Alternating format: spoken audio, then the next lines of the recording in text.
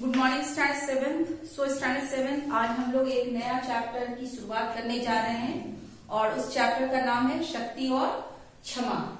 सबसे पहले शक्ति और क्षमा के जो कवि हैं उनका नाम है रामधारी सिंह दिनकर। उनके बारे में थोड़ी सी जानकारी हम लोग हासिल कर लें। जन्म जो हुआ था रामधारी सिंह दिनकर जी का 23 सितंबर 1908 में सिमरिया मुंगेर में, और इनकी मृत्यु हुई थी 24 अप्रैल 1974 बेगूसराय। ये सभी बिहार के अंतर्गत आते हैं। इनकी शिक्षा दीक्षा जो हुई थी पटना विश्वविद्यालय से हुई थी और ये आधुनिक काल के कवि थे। इन्होंने अपने जीवन में अनेकों पुरस्कारों से इन्हें नवाजा गया, जिनमें कुछ है ज्ञानपीठ, साहित्य अकादमी और पद्म भूषण। साथ ही साथ इनकी काव्य रचना जो थी वो थी कुरुक्षेत्र, रश्मिरथी और उर्वशी। तो ये जो है ये संक्षिप्त परिचय कवि के बारे में हुई, और इस कविता के माध्यम से जो कवि हैं वो हम लोगों को बताने की कोशिश कर रहे हैं कि बिना शक्ति के क्षमा की कोई कीमत नहीं है। अगर आप शक्तिशाली हैं तभी आप क्षमा देने योग्य हैं, और वही मनुष्य दूसरों को क्षमा कर सकता है जो शक्ति संपन्न हो, है ना। इतिहास इस बात का गवाह है कि अनुनय विनय को भी मान्यता तभी मिलती है जब मनुष्य शक्तिशाली होता है। मीन्स आप किसी से प्रार्थना तभी कर सकते हैं जब मनुष्य जो है, और वो प्रार्थना तभी स्वीकार की जा सकती है जब मनुष्य शक्तिशाली होता है। शक्तिहीन व्यक्ति यदि किसी को क्षमा भाव प्रदर्शित करता है तो उसे केवल कायर ही समझा जाता है। ठीक है, तो चलिए ये कविता बहुत ही अच्छी कविता है। आज हम लोग इस कविता के 4 पंक्तियों को देखेंगे। क्षमा दया तब त्याग मनोबल, सबका लिया सहारा, पर नर व्याघ्र सुयोधन तुमसे कहो कहां कब हारा। ये इस पंक्ति में कवि रामधारी सिंह दिनकर जी ने कहा है कि क्षमा, दया, तप, त्याग, मनोबल सबका सहारा लिया गया, किंतु उस मनुष्य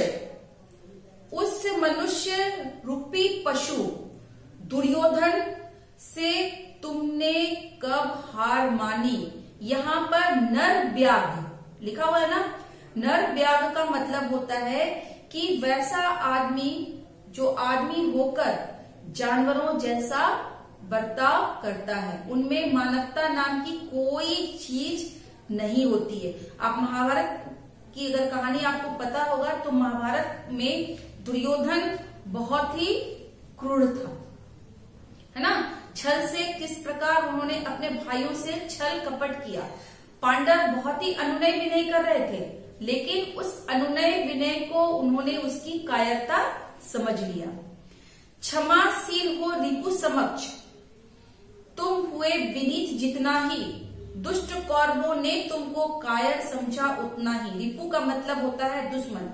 क्षमाशील हो रिपु समक्ष मीन्स तुम जितना माफ कर देने का स्वभाव दिखाते हो, तुम दिखाते हो कि मैं तुमको माफ कर दिया, तो उतना ही तुम्हारे सामने वाला जो दुश्मन है वो तुमको सामने की ओर अपनी झुकाएगा, तुमको वो कायर समझेगा।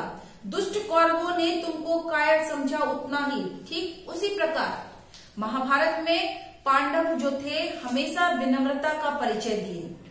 नम्र स्वभाव से वो सब काम को करते थे, सब चीज को सहन शक्ति थी उसके अंदर, वो सह जाते थे। तो कौरवों ने उसको क्या समझा, कायर समझने समझने लगे कि पांडवों के पास कोई शक्ति नहीं है, वो शक्तिहीन है। समर्थ सोबती उस भुजंग को जिसके पास गरल हो, उसको क्या जो दंतहीन विषरहित विनीत सरल हो। अब इस पंक्ति में कविता में कवि कहते हैं क्षमा सोबती उस भुजंग को, भुजंग का मतलब होता है सांप। तो किसी को माफ करने केवल उसी सांप को शोभा देती है, माफ करना उसी सांप को शोभा देती है कि जिसके पास जहर होता है। क्या होता है कि जहरीला सांप के पास हम लोग जाना पसंद नहीं करते हैं, क्योंकि मुझे पता है कि उसके अंदर ढेर सारा जहर है, वो बहुत ही शक्तिशाली है। लेकिन जिस सांप में जहर नहीं होता है तो लोग क्या होते हैं, उससे निडर हो जाते हैं, उससे डरते नहीं है। तो यहाँ पर कवि वही कहता है, किसी को माफ कर देना उसी सांप को शोभा देती है जिसके पास क्या होता है, जहर होता है। और वह सांप क्या दूसरों को माफ करेगा जिसके अंदर दांत ही नहीं हो, मीन्स जिसपे के पास कोई जहर नहीं है। तो वहां पर हर एक के लिए वो झुक जाता है ना। वहां पर हम लोग क्या होते हैं, उसकी तरफ झुकान कर देते हैं, उससे हमारा डर खत्म हो जाता है। 3 दिवस तक पंथ मांगते रघुपति सिंधु सिधारे, बैठे पढ़ते रहे छंद अनुनय के प्यारे प्यारे।